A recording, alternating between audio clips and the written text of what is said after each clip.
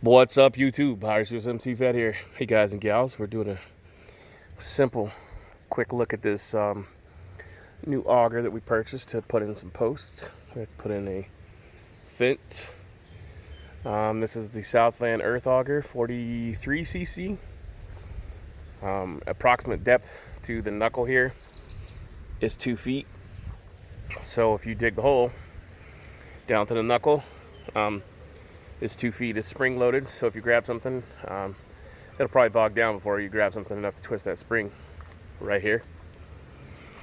But it is a pretty nifty thing. It was a pain in the ass to get started originally because there was no gas in it, even though it was supposedly tested at the factory. 50-to-1 fuel mix. So for every gallon of fuel, you have to put one of those little two little ounce things of fuel stabilizer or fuel to oil mix. Sorry, not stabilizer. It has a cool handle there. Once you get it started though, it's fairly easy to start and restart. This one's a two-person, hence the handles on both sides.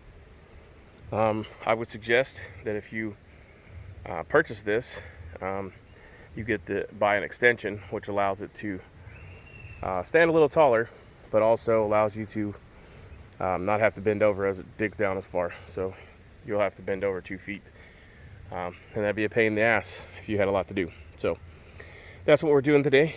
We're going to put in 42 posts and put the concrete in with them. But this is the fantastic auger that we're using on this job today. So check them out. $287, I believe, what the cost was. But it's way better than pole diggers.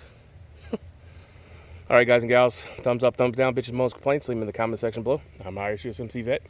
If you have any questions, comments, bitches, or moans, complaints about this item, or want to know more, let me know, and I'll do a video on it for you guys and gals. Till then, simplify, Godspeed, and have a great day.